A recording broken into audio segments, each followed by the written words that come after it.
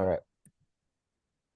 Hello, hello, hello, everyone, and welcome to another episode of Bitter Brown Femmes. I am one of your hosts, Ruben, coming to you from Portland, Oregon. And this is your other co-host, Cassandra, coming to you from the 915. In case you didn't know, that is El Paso, Texas. Chuco Town, baby. We're always here to educate people about Aslan. So, So, yeah. I am at the headquarters. Yeah. Yeah. I Um, don't know. I would say if Actually, I would say LA I has would more say San Asla. Diego is the Aslan That headquarters. is, yeah, I could see that. They, And yeah. yeah. Yeah, it's different. The Texas or like I don't know what we're calling them. We'll say Texas, I guess, like Chicanos versus like LA or California. Like there's a distinct, and I feel like, I don't know. I will say Um, like the LA, Chicano, San Diego one and the Bay Area ones are like way different. I feel mm, like Yeah, I feel like San Diego is still kind of, and I don't know, don't jump me, San Diego. It's still very like, because it's kind of like the headquarters of a lot of things. Like they have like, Barrio Logan, and I think it's called Chicano Park or whatever, like right there, and big stones that say like Aslan. And because it's right by the border, there's this like holding on to like, by tooth and nail to like the old school Chicano ways in a way, right? Like, um, and some of it is cute, and some of it is like important and historical, like, Pachuco culture and lowrider culture and like tianguis culture. Um, but then there's other stuff that's like embarrassing that I'm just like, girl, you should know better. Like, why are y'all still doing like and this is where I'm gonna get jumped. Like, why are y'all still super like into like the Aztec dancing when like that's not even like it doesn't pertain to any indigenous tribe. Like it's just like quote unquote like like what does even Aztec mean? It's like such a big umbrella term. Um and LA is more, I feel, maybe I'm biased, but I feel like LA is a little more separated from that. And in a way, and it's cringy in its own way. I feel like we've gone a little bit too much into away from that, if that's contradictory to say, and now we're in like influencer culture kind of in like come eat these paletas with me and like, you know, um heartwarming. I bought all these elotes. And then I feel like the Bay Area Chicanos are the most down. Like they're the most, I think, because to be frank, there's more like political like maybe organizing and like more like diversity in that. mm, Whereas I think in LA and San Diego, it can be very easy to like stay in your hood. Like, I'm from East LA, and it's primarily like Latinx area, right? Like 90+% Latinx area, and primarily non-black Latinx. And then the West Side is primarily black, non-Latinx folks. And of course there's like mixing and stuff, but like it's perfectly like um it's pretty common or pretty easy to like not mix, right? Just because of the way the city's laid out. Whereas in the Bay, I think that everybody's just like organizing everybody else, and so they kind of beat the cringe out of you over there, I mm. think. Not that people aren't cringe, because we can talk about, well, this is maybe for bitter Asian femmes to talk about, but the Asians over there, they get a little out of line. As do we. Yeah. I was gonna say that I saw this. I don't know if it was a tweet that said that I don't know if it was TikTok influencers or all influencers are modern day Avon ladies.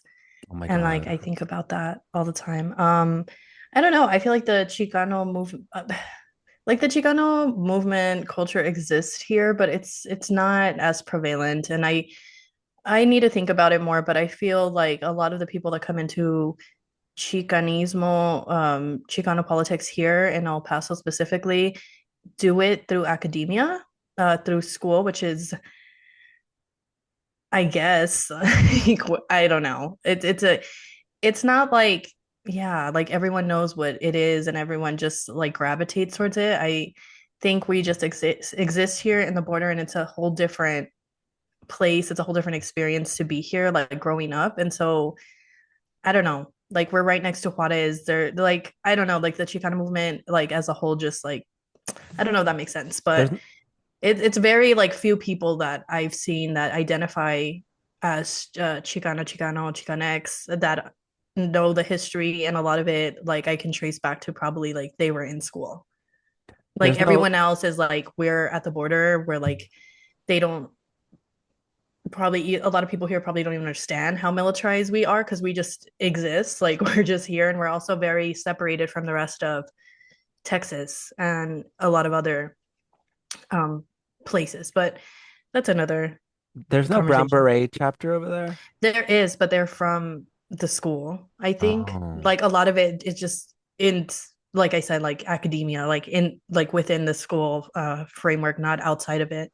Would you be able to identify like the difference between like an Austin, a San Antonio, a Oh, Dallas, absolutely. a Houston? So again, we're at the border. I think that here it's very much like we don't have to be like we're Chicano, we're Mexican, we're this because it's just like our lived experience. And I'm not saying it's not that way for other places.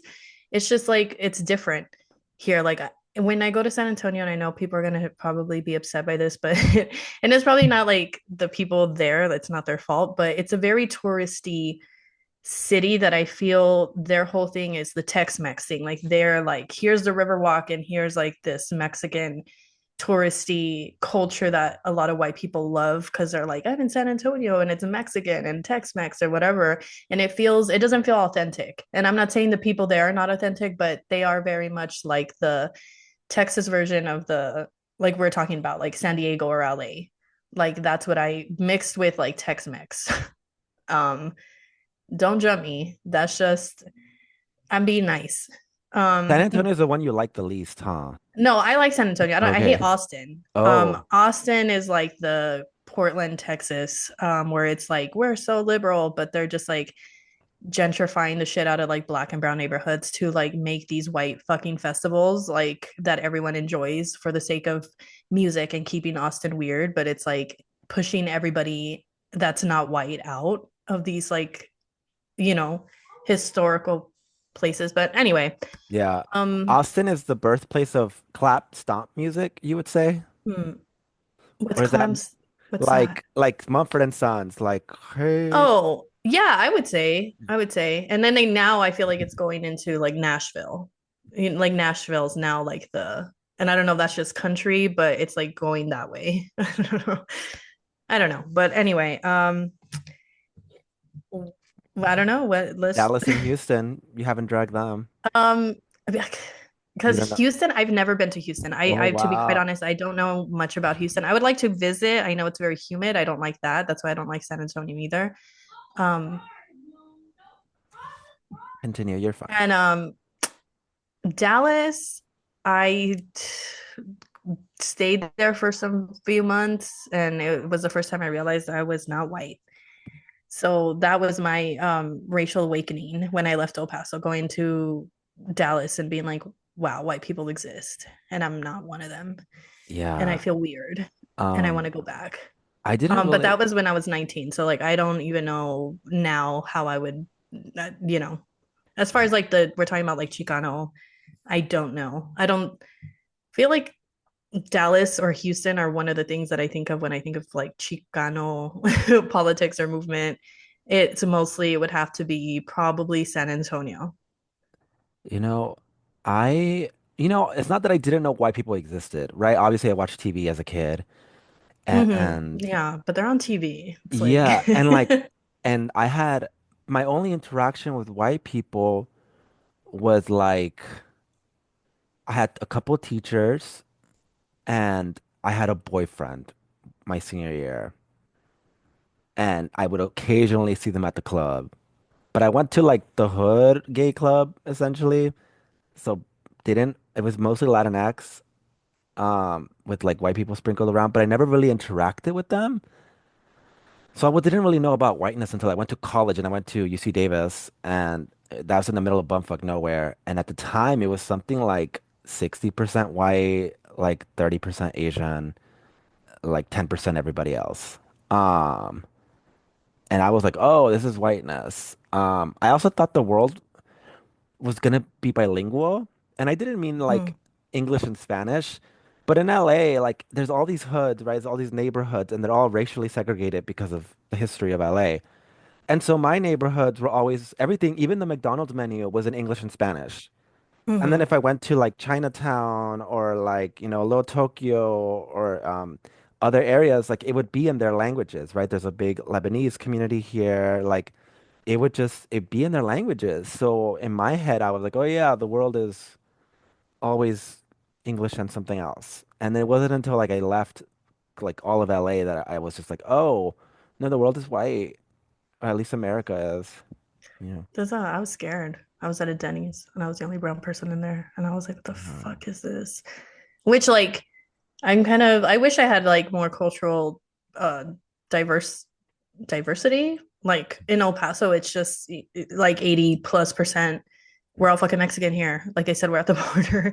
yeah. And there's black people and there's Asian people. There's, you know what I mean? Like there's uh, a native, there's a reservation here. Like there it is, but the majority, it's like you're like, especially if you yourself are Mexican, you don't think about those people. Yeah. Um, you don't think about other cultures, other people. You're just like, I'm Mexican. And that's why when I left to Dallas, like I had never thought about what that meant, or anything at all. So anyway, Yeah. um, please don't jump me, San Antonio. Love y'all so much.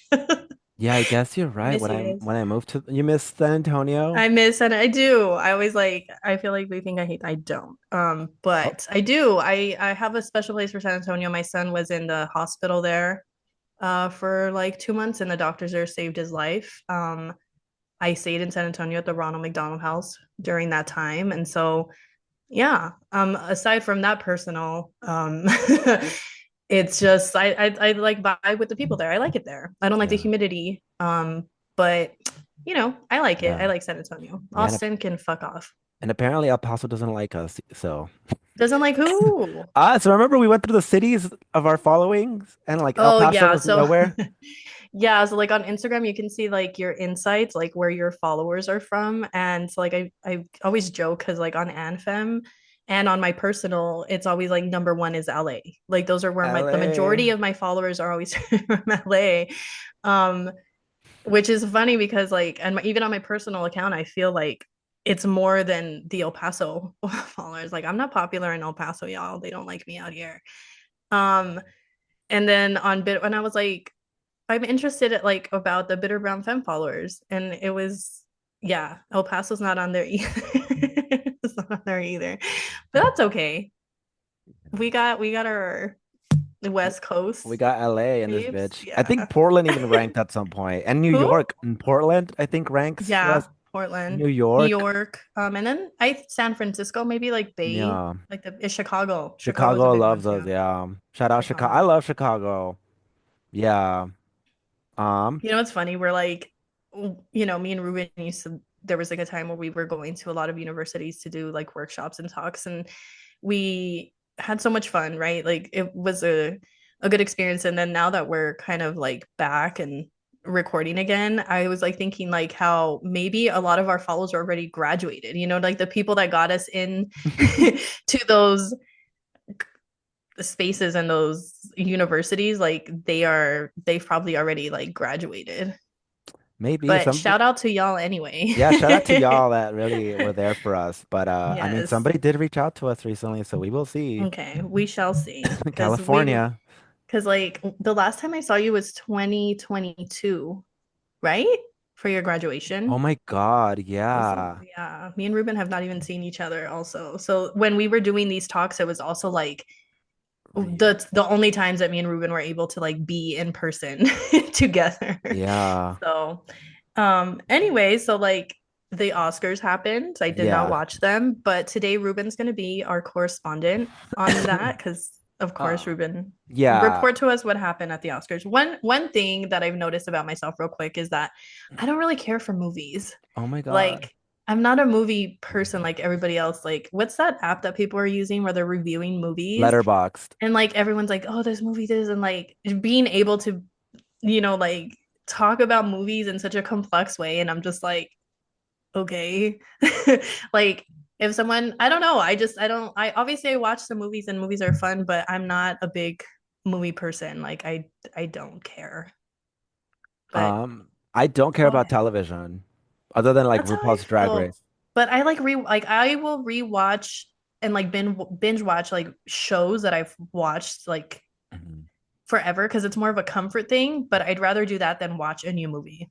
No, I hate rewatching things. The only things I rewatch are like comedy bits. Yeah. Like two of my favorite drag queens have this show called and it's like 7 minutes long, and they talk about a given topic, like the weather, and they just let it roll until they run out of things to talk for 7 minutes. That's like us right now. Yeah, basically. But they are yeah, that's the only thing I really rewatch. Yeah. And then sometimes my favorite movies like Breakfast at Tiffany's, like Bitch. Clueless, Mean I got Girls. home last night and I was at karaoke. Someone sang the Pocahontas song.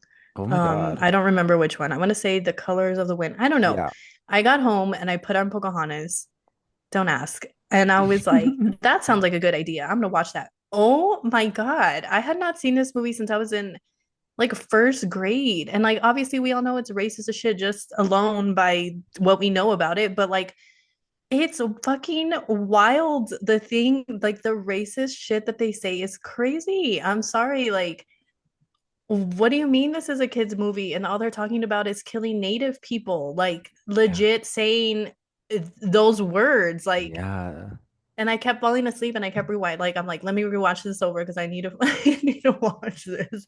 Anyway, it was so bad, y'all. It was so bad. Like, I Yeah. cannot believe they made that fucking movie. And my third grade teacher was an environmentalist and God bless her heart, but I remember she made us sing the sound like she made us sing those songs all the fucking time. The This is why I Pocahontas. don't fuck with our environmentalists. And then we had to like sing these songs like at an assembly because she was obsessed with the rainforest. And like this was before her time. This was before even climate change started taking. So like good for her, right? But I'm like, lady, like I'm sure you took this movie and you were like, absolutely. And you didn't even see like the Mm. racism in it. Just There was some, like the way that they paint indigenous people, right? Like yeah. they talk to the trees and like they're spiritual and they're not quote unquote savages. Like, oh my gosh, sorry. Anyway, anyway, let's get Yeah. back to the I Oscar.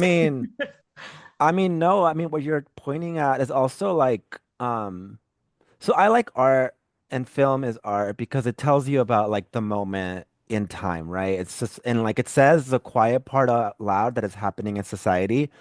And so what's interesting about Pocahontas, and now that you brought it up, is that it came about in like a period in film where we were trying to grapple with like American colonialism and history in that way because around that same time there was other movies like Dances with Wolves and Fall Stories of the Fall, I think it's called, Legends of the Fall, Pocahontas, all these like native Braveheart, all these like quote unquote native um stories around the same time and you know Hollywood is always trying to be a mirror to society and in the way that art should. And I think that was a particular interesting stumble where um essentially the 90s in a lot of ways were like red face eras. Like it's an Mhm. era of red face where um I think we were trying to make sense of this native history. Um, but I think that it would be too complicated to really dig into it without completely like trashing America. And I think that's why that stopped before they were able to make a solid, well-funded native movie. I mean, some good things came out of it, right? Like Smoke Signals. Um, and I can't think of anything else of that period at the top of my head. But yeah, I am thinking about how only in recent years have we been able to find funding for native storytelling with things like Reservation Dogs, which is a must watch, I think, for everybody. Um, but also we've entered a period where we are able to tell these stories more accurately, right? Um, And I'm also thinking about how, because it's so difficult to tell for white people or the people with the money, the funding to tell these stories straight up, they've moved into telling these things by way of metaphor, right? So I'm thinking about like Thor Ragnarok, directed by Taika Waititi. That is technically like a native allegory, right? About like finding homeland and being displaced and colonized and shit. But he can't really make a story that's straight up about that because like it wouldn't get funding. But he can do it by way of these superheroes. Um, so yeah, going back to modern day, um, where do I begin? I want to begin by saying that Justice for Demi Moore. I haven't seen Honora. I heard it was really good, but she's so new, that little girl, that Mikey Madison person. And like she's done the one role. Come on, y'all. That was Demi Moore's Oscar. Did you watch The Substance? You would watch it. You would like The Substance, Cassandra. It I have is not so watched any gay. of these movies, but I do know like a little bit about, you know what I mean, like what it's about, but I haven't watched it. It's so good, and she does so much with so little dialogue. So Justice for Demi Moore, she really deserved that Oscar, and it's odd because I also understand that Mikey Madison gave a good performance, but it's her first big role. Like, come on, y'all. Um, Zoe Saldana won for Emilia Perez. I think that the award was really between her and Ariana Grande. Um, Ariana's just like, I don't know. I don't think she's convinced the voters enough that she's really devoted to this Hollywood thing.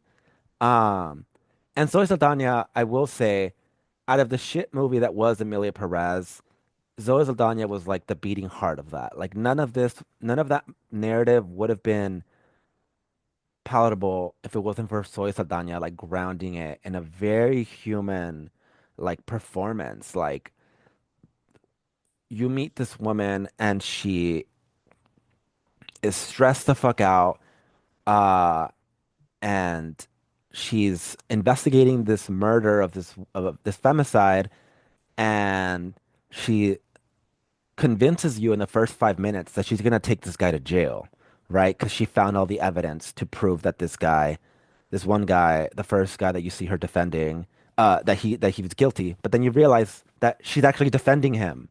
She's defending this murderer.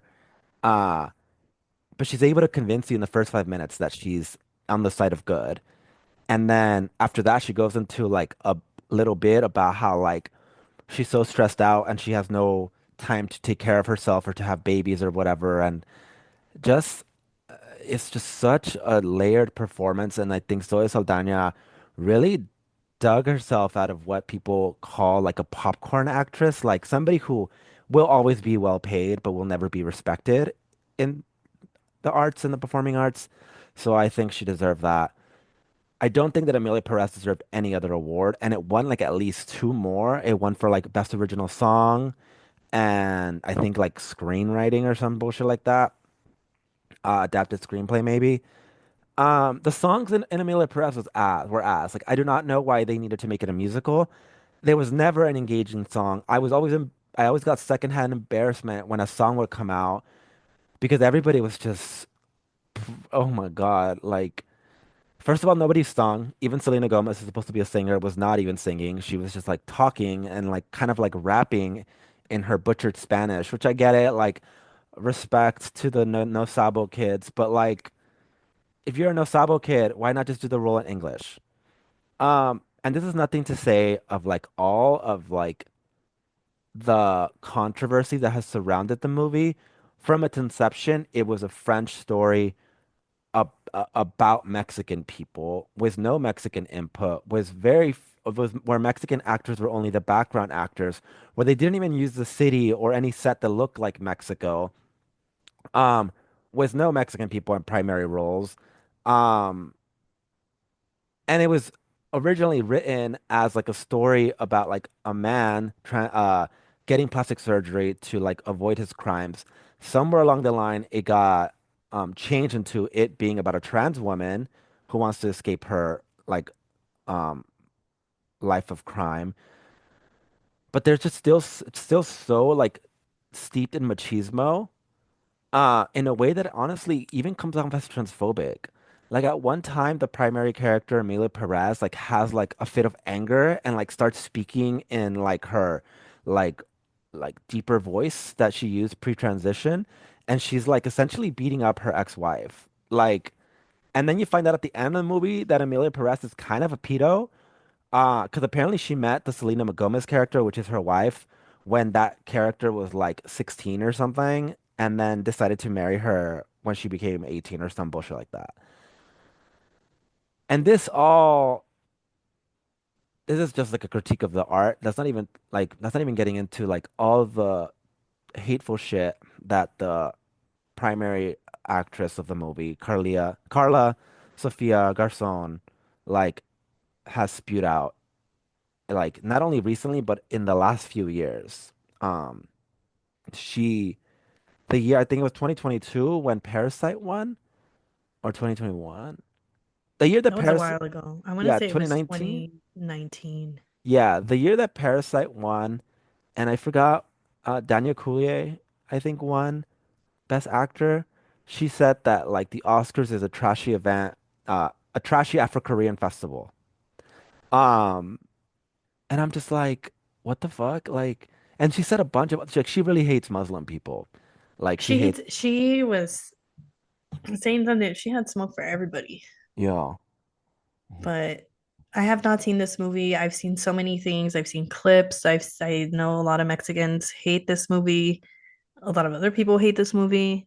The whole movie just seems like a mess. Like Trans a people fucking hate this movie. There was trans people hate this movie. an article that came out like Selena Gomez haters hate this movie. Me. me. I Um, there's an article that came out from Them magazine that was like, a well, there was two articles. One that was like this movie sucks, like from a trans perspective, and then there's another one that came out yesterday. It was like the Emilia Perez cast got to go up on stage three times, and three times they failed to mention trans people. I was about to say I saw that. A mess, a mess, I'm telling you. And so the actress, she was there. Yeah, The race, I don't know what to call her. The racist Spanish woman. yeah. I also The that I thought she was Mexican, but no, she's Spaniard. what were they calling her?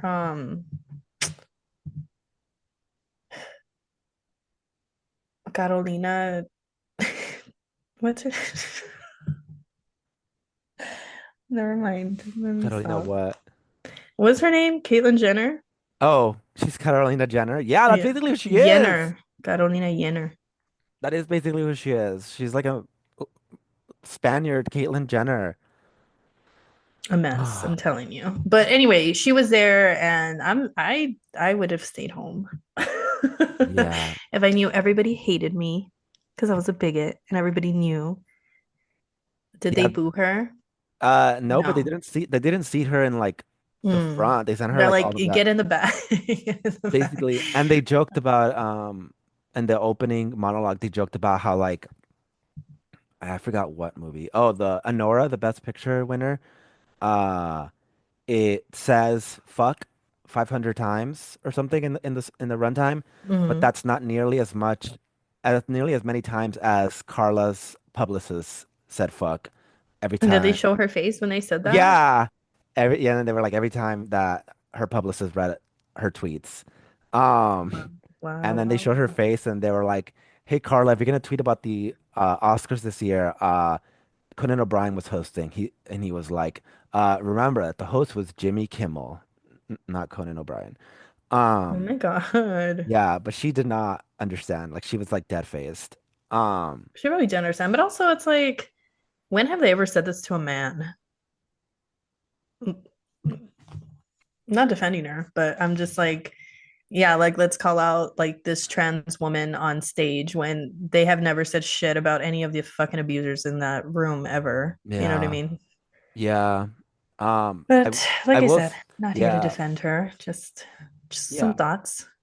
Um, not supporting women's wrongs in this case. No.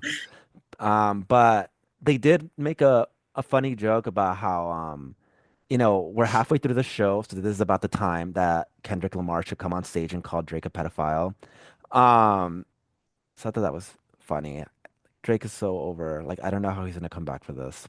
He's basically been called out at the Grammys, at the fucking Super Bowl, and now the Oscars. What Uh, did they say about him at the Oscars? that it's halfway through the ceremony, so this is around the time where Kendrick Lamar is gonna come on stage and call Drake a pedophile. Hmm. Yeah.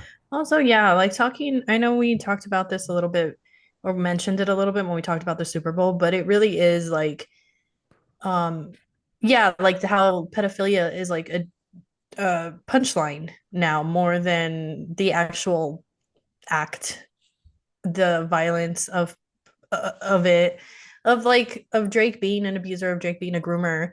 Now I feel like it's more like just him versus Kendrick versus like him actually being this terrible man, right? Yeah. Which we talked a little bit about like Meg Thee Stallion and like um yeah, like now people care because it's like another man calling Drake out. And again, the punchline is being a pedophile. Like it, you know what I mean? It's kind of like, okay. I don't Yeah. know. No, that's real. I'm also thinking about how, um, yeah, attention is away from the actual issue and more about like, oh, he got burned. And it's like, no, this Mm-hmm. has real consequences. But as someone pointed out that like if we really cared about like that type of violence and abuse, then why are we so okay with like Kendrick Lamar's like relationship with Dr. Dre? Because Mm. he like thanked him like At at the Grammys, yeah, right? Okay. multiple times. Um, and Dr. Dre has been known to be uh like what's it called? I An don't know. abuser. Yeah, an abuser. Domestic violence cases were launched against him, and nothing really came of that.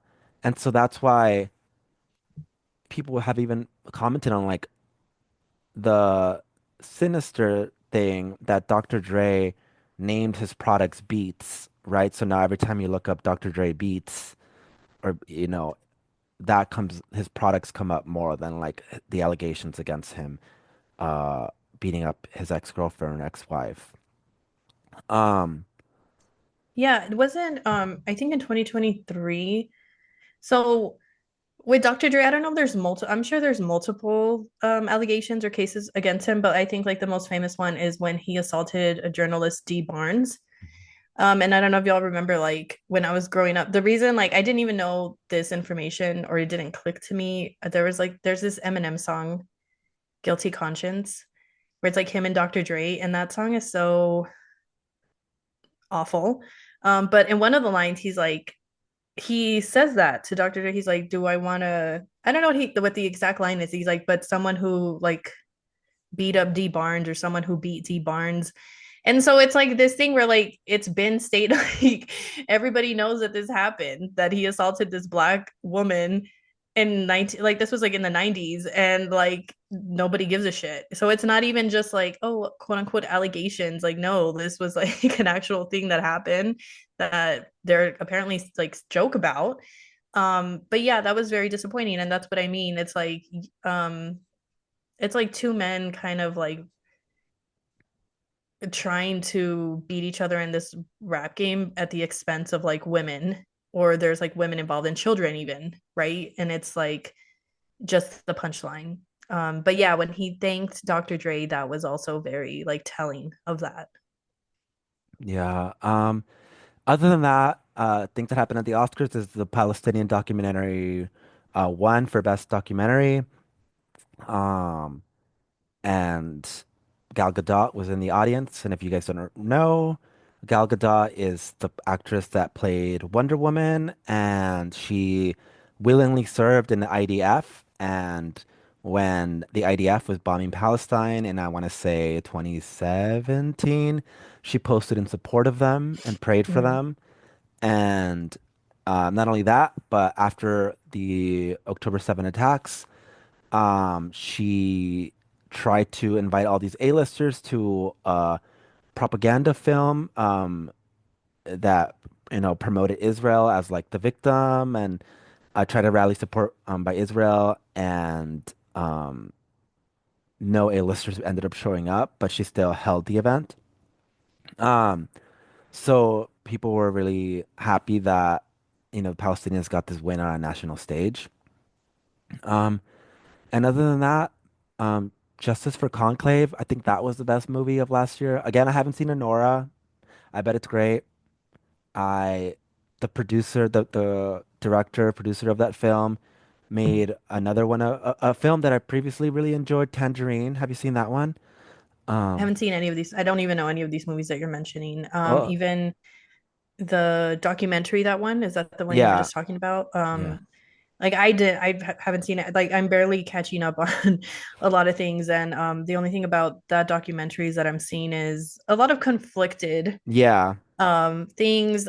Some of them, like I try to not for like I haven't formed an opinion about, but a lot of the times also I'm not Palestinian, so I don't have, my opinion isn't, like what can I say about like what I'm saying is like some people are like, okay, good, like they won this documentary, it was a good documentary. They were able to say this on stage, right? Like they were able to call out Israel, call it like I don't know what the speech was, but like let's say uh what they're doing, right? What Israel's doing.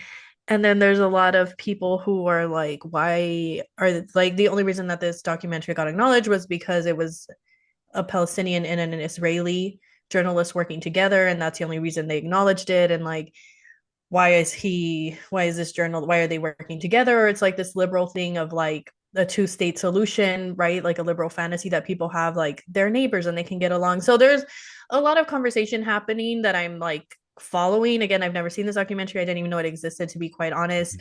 It kind of does remind me of like when Bisan won the Golden Globe, right, mhm, for her web series. And it's like I don't know how Bisan felt about that. I'm, if she felt thankful that she like that it got her, right, like attention on that spotlight to bring awareness, but it's also like this is a girl who's like surviving fucking genocide. Like just end the fucking genocide. Like why are you rewarding? You know what I mean? It's like that conflicting yeah, like thing.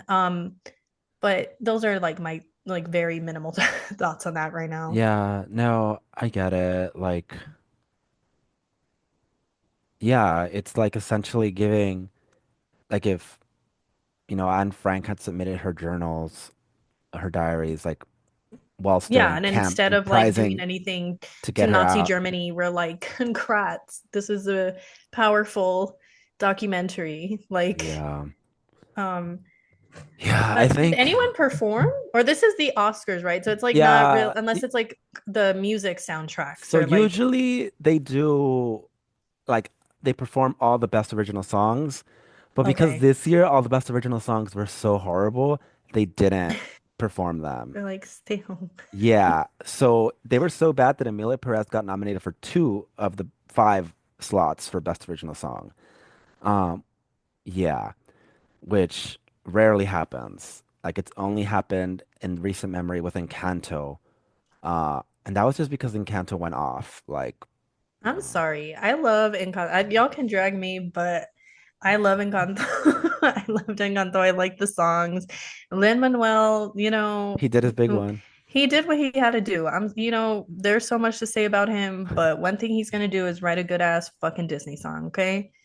So I Yeah. loved Encanto. I remember I feel like my mother actually I was thinking about this. I had asked my mom when Encanto came out to watch it with me because I thought we could bond, like family or it could open up some dialogue, whatever, she said to me. She's like she was like movies, well, like in Spanish, and she's like movies are for people that have nothing to do. Oh my Like God. yeah, she's like películas son para los que no tienen nada que hacer. And I Yeah. was like the Selena Gomez crying face. I was like, wow. And like I feel like now that I'm like, you know what? I don't really give a fuck about movies because I got shit to do, but not really. So I don't feel like I'm my mom. I don't have shit to do. I just don't want to do that. Like, Oh, I don't know. But my mom's always been like very not anti-movie, but she's always like, I have stuff to do. Like, I don't have time for this nonsense oh of my sitting down God. and watching a movie. So Um, anyway, but yeah, that's kind of the Oscars wrap up. Yeah, my favorite movie of the year didn't win the awards I think it deserved. Conclave. It should have won Best Actor and maybe Best Movie, What movie? Best Picture. Conclave. It's about like the death of the Pope and Okay. and so when the Pope dies, like all the other like I think they're called like archbishops, like all the guys that are in the running towards becoming popes, they get locked in like to this church until they all vote for a new pope. Hmm. And so Okay. three-fourths of them have to choose the same guy. And it goes on until they vote, until they're done. And historically, the longest that they've ever gone has been 6 months. The shortest that they've ever gone was 2 days for Pope Francis, who's, going through some health issues. Hmm. Um, But this is a fictional movie. yeah, there's a fictional movie, but it's Okay. so good. It's so juicy. It's like just it's a lot of gossiping and scheming and like, world politics. It just perfectly reflects where we are, I think, as a nation. Like you have kind of like the Americans trying to control the narrative, and then there's like these fascist groups of archbishops and these super liberal groups, and just like the way that people are voting, it's really interesting. It originally seems like the middle ground between a super like progressive, like pro LGBT, pro woman, pro everything progressive. Like he's losing by a lot, and then the fascist is winning, and the middle ground between them is like a fascist who is from Africa. Um, and so that seems like a compromise to them early in the movie. So it's just very interesting, kind of, I think, reflective of where we are in the world. And everybody really gives it their all. And I think, The Substance was really good, really underrated, beautifully shot, and I think Demi Moore was really robbed. Um, yeah, and that's my wrap up on the Oscars. All right. All Yeah. right. Thank you for that. Yeah. In Thank you for other being our film correspondent. yeah, in other news, like the Prime Minister of the Ukraine met with Trump recently, and he was dressed in like street clothes essentially. Mhm. And one of Trump's people was like, "Hey, where is your like? Why are you dressed like shit? You're here to meet the president." And he's like, "I'm sorry, my tailor died in a bombing." Mm-mm. That's not funny. Um, What do you think about that, Cassandra? Oh no, you're frozen. All right. but have I sat down and watched the entire interview? No, because I me da vergüenza. Like it's like secondhand embarrassment. Like I cannot. Like I can't I can't watch it. But give me the rundown. Give me the rundown I on mean, the they went through things like that. Trump is thinking about cutting aid to Ukraine, uh, which I don't know. It's a tricky situation because, but they were very like from what I gather, they're just like very hostile towards him, towards the prime minister of yeah, Ukraine. Which because is interesting. yeah, Trump is saying that they're wasting American money. Oh. Um, Mm. which is like, I don't know. Here's the thing. One of the only reasons that the Ukraine is being like bombed and like trying to take it over by Russia is because they decided to join like I think like the Paris Accord or whatever, right? Which essentially puts them in league with all the other Western countries. And so Russia was like, "Oh, if you're going to be in league with them, then we need to conquer you so that you're not like so that you don't become a liability, right?" And so that's why all these Western countries were arming the Ukraine because that's our stronghold next to Russia, essentially. Um, but now that Trump is in, and even though like the reason that Ukraine's in this mess is because they decided to side with like the UK and the US, wants to pull funding, that would mean that Russia will effectively be able to take over Ukraine a lot easier. Um, and the last 4 years of funding like would have been for nothing, and all these lives would have been lost. So I don't know what the middle ground is, The middle ground would have been like us not to have fucked with them in the first place, possibly. Um, yeah. Interesting. Interesting. They're wasting our money, but not Israel, of course. They don't. They're never gonna have that smoke for Well, Israel. because they want, I think, like, Yeah, it's more benefit. Obviously, it's more beneficial, but it's yeah, you know Israel has always been the stronghold of the Western countries in the Middle East, you know? that's why So, I was created. That's why I was yeah. placed there. Whereas I don't think Ukraine necessarily has that same tactical, um, what do we call it? Power. And I think that's why they're thinking about disinvesting from that. But that would prove catastrophic for the Ukraine. So I Mhm. don't know. It's So it's weird. much to think about. We'll come back to a lot of these things. You know me. But Um, I don't know anything else that's been. yeah, other than that, that's been the news. Yeah. Mhm. I'm probably missing a shit ton of things, but I have been having a life too. So Of course, that's of been course. great. Um, yeah, I saw that you started a new account though. Did you want to talk about Myth Um, versus State?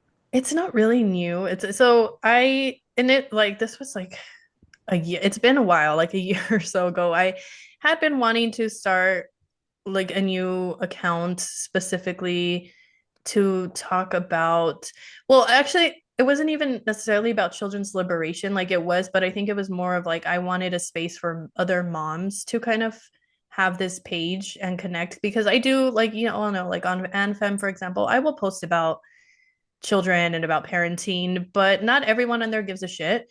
Um, and it's like I wanted just like a space specifically for other moms to kind of like talk about or like connect with each other and talk about parenting in this way. And then it also kind of evolved into, but then I don't know. And then I wanted to make a zine out of it. So a lot of the posts are just like posts that I've had on my phone forever that I'm just like kind of archive, you know what I mean? Like just posting on there.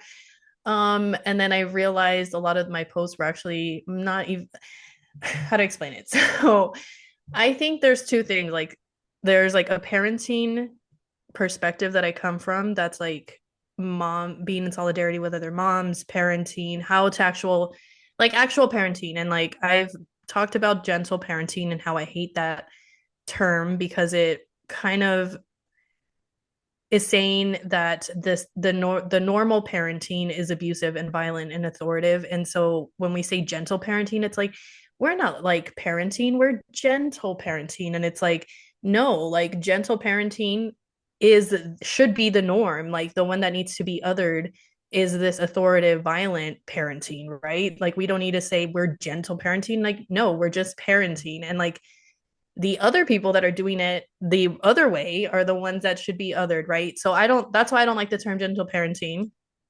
Um, and then the other half of it is like me coming from an anarchist position of children and youth liberation and kind of combining those two, which is a little hard because I do follow a lot of people that talk about youth and children's liberation and they don't necessarily have to be parents. Um, because I think at the end of the day, for as children's liberation and youth liberation is a basic ass anarchist position, first of all.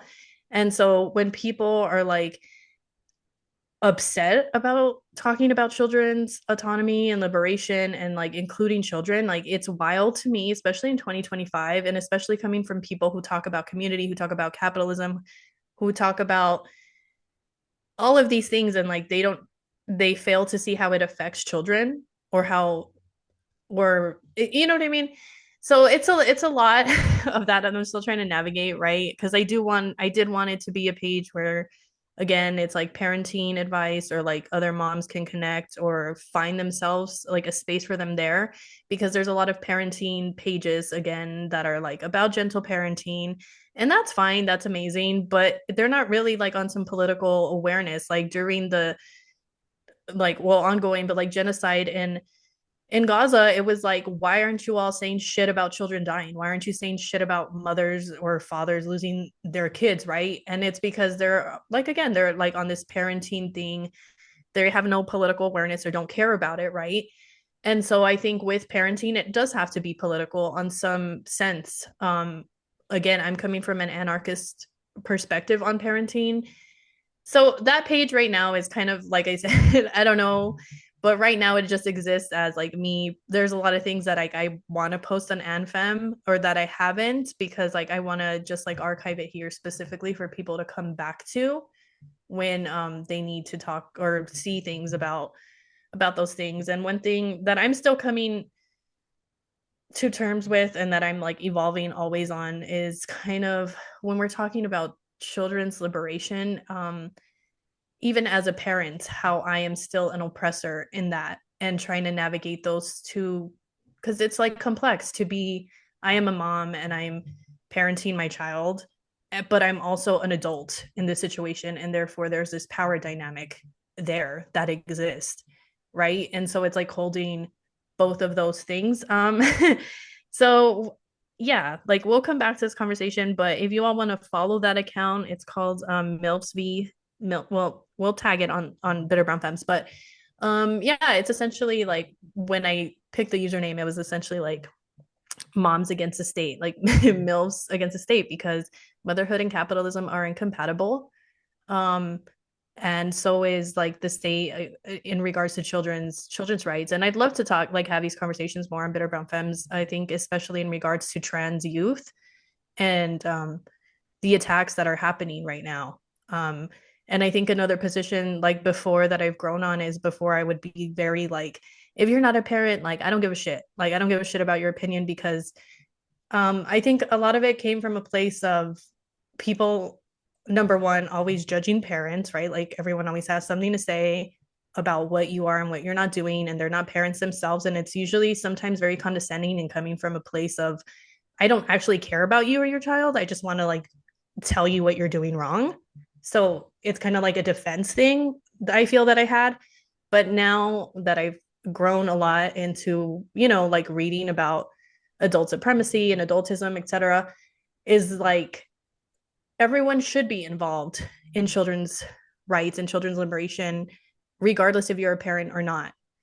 And so there are people who work with children, people who have nieces and nephews. Regardless, I think the main thing is that we should be interacting with children. And I know that that's a little hard sometimes, especially if you're not around children. Cause like if you're an adult and you go up to a child, right? Like I get that. But we should be like having conversations with children, regardless if you're a parent or not, and like building relationships with children and talking to them about what they feel, about what they need. And yeah, that's I feel like the basis of children's liberation is to actually talk to children and listen to what they're saying so that anyway, so like my position now is like, yes, the page is, I'm hoping a lot of moms, especially a lot of single moms, like follow it, but it doesn't have to be like, you don't have to be a single mom. You don't have to be a mom. You can just be a parent or not a,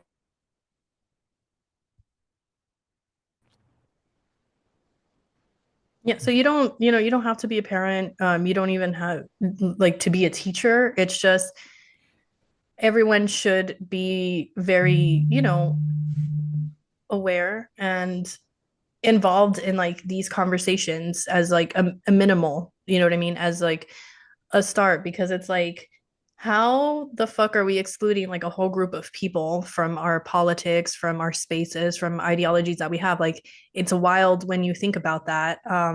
But the oppression of children is like a very real thing. And I just want people to like think about that if you've never thought about that.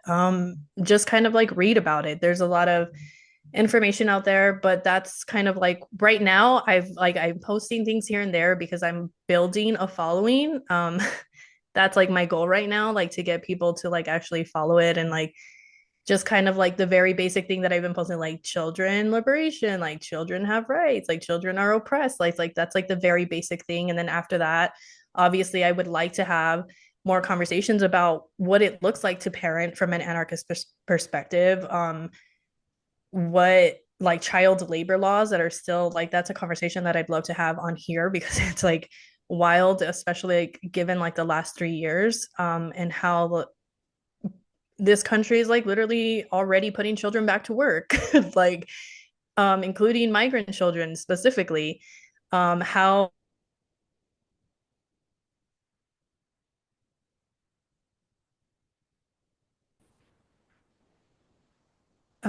migrant children specifically. And there's just a lot, like I said, like the attacks on trans youth and how children's liberation should is tied to queer liberation. Like there's a lot of conversations like past children are an oppressed group, and those are the conversations that I'd love to have on here and on that page.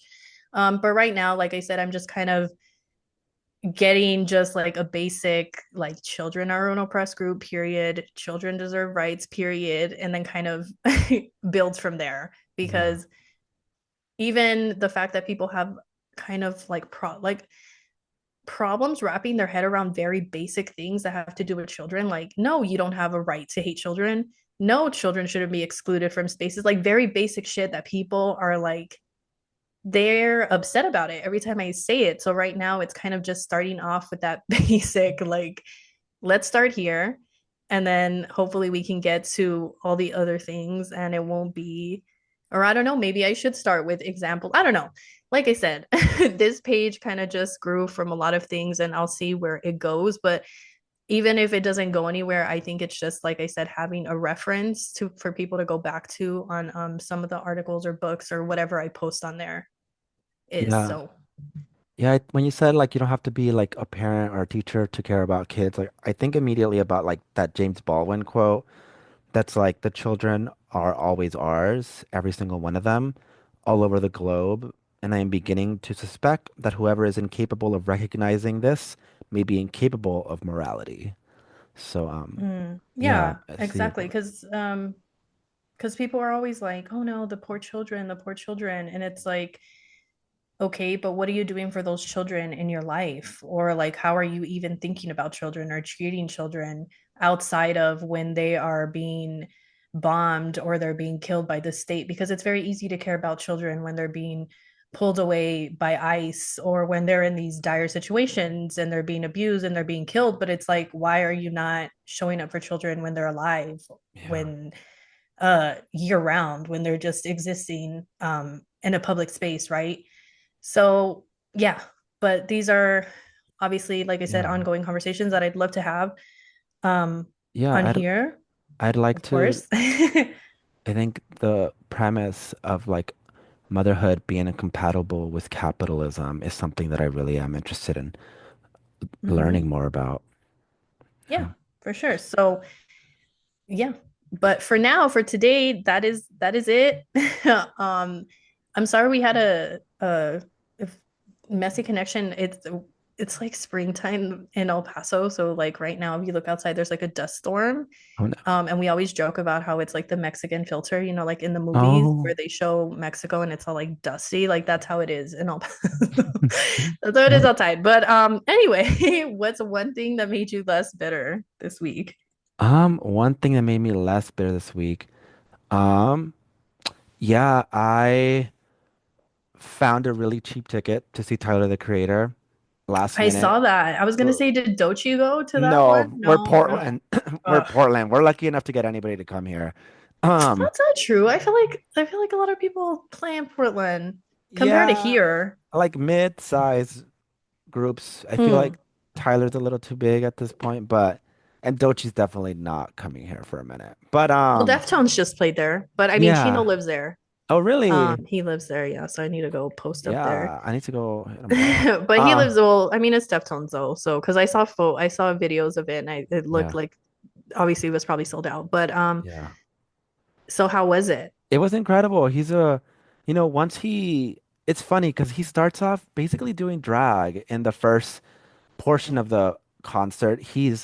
In this latest album, he's taken on this persona of somebody with like a mask that kind of looks like him over his real Hmm. face, and then like a wig, like a spiky wig. And I'm just like, oh, you're basically doing drag, girl. And he takes it off like halfway through. But I was thinking when I was watching his show and how much better his art got when he embraced his queerness. Like when he just came out to himself and to Of the public. course. Everything Uh is better than being straight. for real. And he forgot to put on a belt before going on stage and he kept whining about that, how his pants kept sagging. He's like, I don't know why you kids did this ever. And a part of me wanted to be like, take my belt, but then I was like thinking about the optics of this like Mexican man being like, have my belt, and then just waving it Oh my around. God. Um, Stop. but it was fantastic. He like really put on a show. Yeah, one of the best like rap shows I've ever seen in my life. Yeah. So that's what Right? made me less bitter. Yeah, you? Ugh, I literally thought about this and I had an answer and now I'm blanked. Because it wasn't like I think one specific thing. I was just kind of, um, maybe that we're closer to spring. A week from now, it's daylight savings actually. So we made it, y'all. We fucking made it. We made it. We're gonna get more sunlight in a week. Um, we made it to March, and I feel like spring is a few weeks away. Every season, this is the first Pisces season that I don't want to kill myself. Pisces season is always really hard. Like Pisces energy is so I don't even Don't know. get too comfortable, girl. We're still in the middle of it. But I'm talking about, I know, but I'm talking about, I'm looking forward to spring, to daylight Yeah. savings, to Aries season. For me, like, also astrologically, like, Aries season is the actual new fucking year. And that's the way I see it. That's my new year. What the fuck? Like, my new year's not with, it April. does not make sense. No, March. It does not make sense that our new year is in fucking January in the fucking cold ass winter. Like when you celebrate New Year's Eve and then the next day it's just like, okay, we're back in winter. It's cold. Like it's still depressing. Like, how does that make sense? No, the new year needs to be aligned with Aries season with spring. I don't That's know. that's me because it's I like the flowers are, you know what I mean? It's more hopeful. I I don't like the guess. New Year during dry ass Capricorn season. No, thank you. Also, I think it's like summerish, springish for the southern hemisphere. So Yes, I don't know. there's that That part. that's me. But yeah, I don't know. I like the holidays being in the winter because it gives you a reason to like get out of your house in the Mm, cold. So that's just me. okay. But yeah, I'm glad that things are looking up weather-wise over there. I, Um, not today, but yes. Just yeah. It hasn't, to be honest with you, even though I don't like the fucking rain here in the Pacific Northwest, because it rains like shit, we haven't gotten enough rain. So that does make me scared for what the summer might look like, because we do get mm, wildfires over here. mm. Whoop. Well, I hope not. Me too. All All right, but right. that's all we have for y'all today, and we shall see you next week. All right. Take care, y'all. Bye. Bye.